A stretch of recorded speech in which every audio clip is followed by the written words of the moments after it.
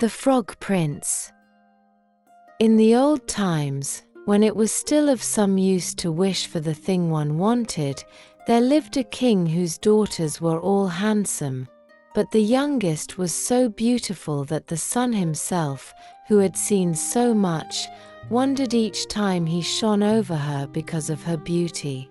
Near the royal castle there was a great dark wood, and in the wood under an old linden tree was a well.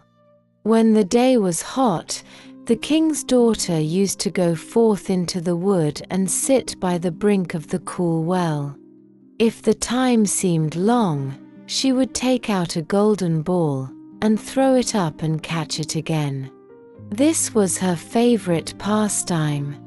One day, however, the golden ball, instead of falling back into the maiden's little hand, dropped to the ground near the edge of the well and rolled in. The king's daughter followed it with her eyes as it sank, but the well was deep, so deep that the bottom could not be seen. Then she began to weep, and she wept as if she could never be comforted. Amidst her weeping, she heard a voice saying, "What ails thee, king's daughter? Thy tears would melt a heart of stone." When she looked to see where the voice came from, there was nothing but a frog stretching his thick ugly head out of the water.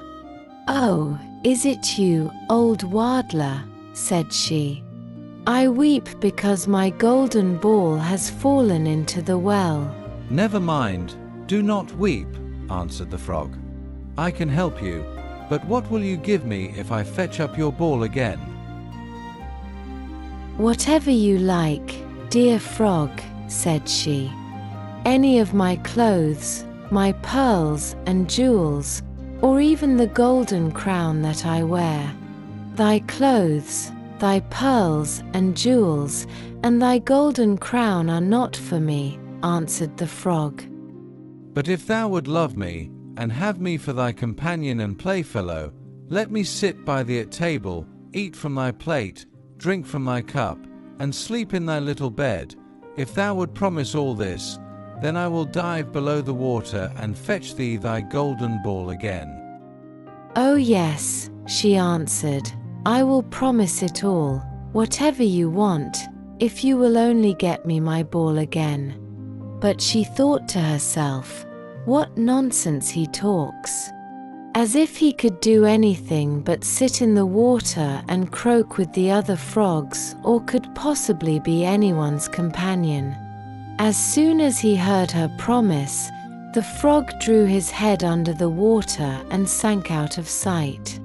After a while, he came to the surface again with the ball in his mouth and threw it on the grass.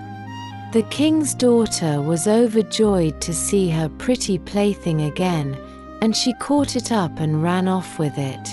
"Stop, stop," cried the frog. "Take me up too. I cannot run as fast as you." But it was of no use. Croak, croak after her as he might, she would not listen, and made haste home, soon forgetting the poor frog, who had to betake himself to his well again. The next day, when the king's daughter was sitting at table with the king and all the court, eating from her golden plate, there came a pitter-patter up the marble stairs, then a knocking at the door, and a voice crying, "Youngest king's daughter, let me in." She ran to see who it could be, and when she opened the door, there was the frog sitting outside. She shut the door hastily and returned to her seat, feeling very uneasy. The king noticed her beating heart and asked, "My child, what are you afraid of? Is there a giant at the door ready to carry you away?" "Oh no," she answered, "no giant, but a horrid frog." "And what does the frog want?" asked the king. "Oh dear father," answered she, "when I was sitting by the well yesterday, playing with my golden ball, it fell into the water. While I was crying for it, the frog came and got it for me on condition I would let him be my companion. I never thought he could leave the water and come after me, but now he is outside the door, and he wants to come into me." They all heard him knocking the second time, crying, "Youngest king's daughter, open to me. By the well water, what promised you me? Youngest king's daughter, now open to me." "That which thou hast promised must thou perform," said the king. "Go now and let him in." She opened the door, and the frog hopped in, following her heels till she reached her chair. Then he cried, "Lift me up to sit by you."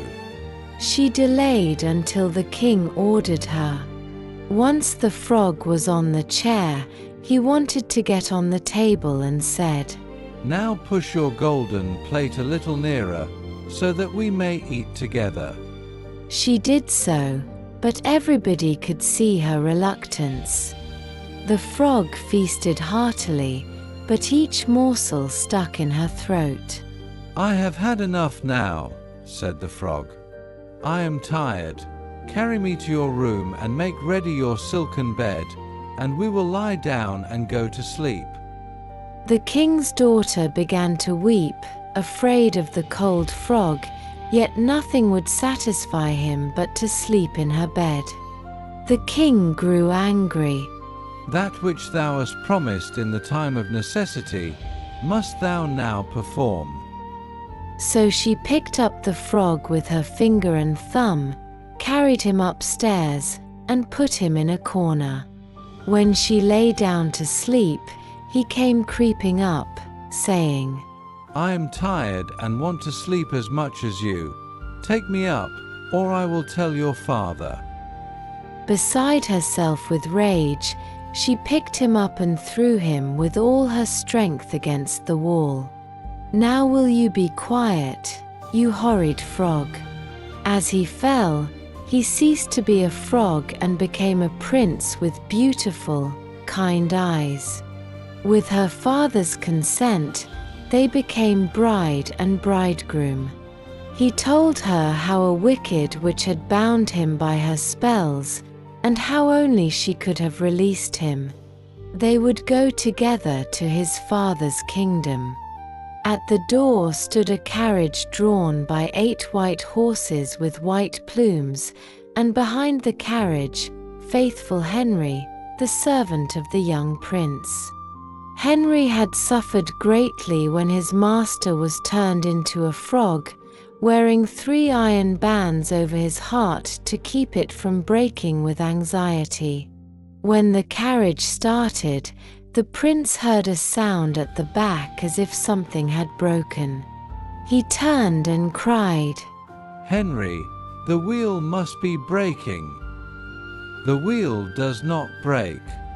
It is the band round my heart that, to lessen its ache when I grieved for your sake, I bound round my heart." Again, there was the same sound, and the prince thought it was the wheel, but it was the breaking of the other bands from faithful Henry's heart, now relieved and happy.